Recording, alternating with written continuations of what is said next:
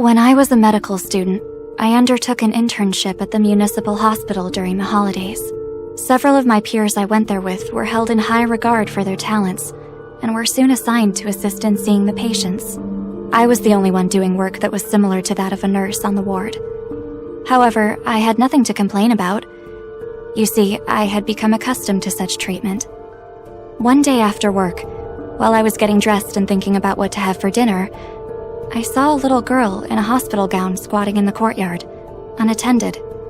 Concerned that she was perhaps lost, I hurried to her while pretending that I was just casually passing by. I didn't want to frighten her, you see.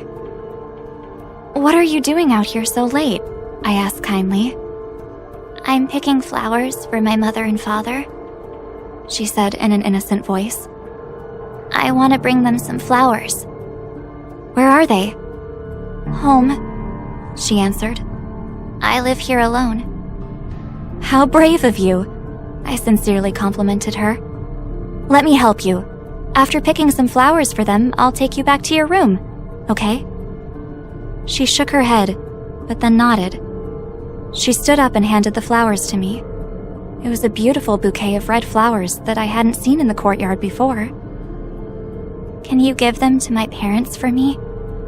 She stood, looking up at me timidly with her gray eyes, and I noticed there were bruises on her arms left by injections. I took the flowers, led her to the corridor, and watched her slip back into her room.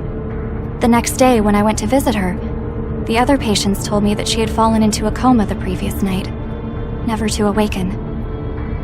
I gave the bouquet to her parents.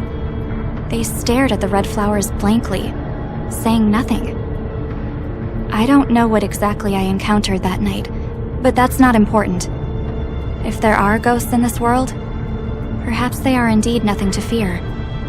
The only thing I'm certain of is that love lives, even after death. But then again, so does hatred. 10 days later, the girl's parents were admitted to the hospital with an incurable infectious disease. Their bodies were bruised all over, and they died in agony.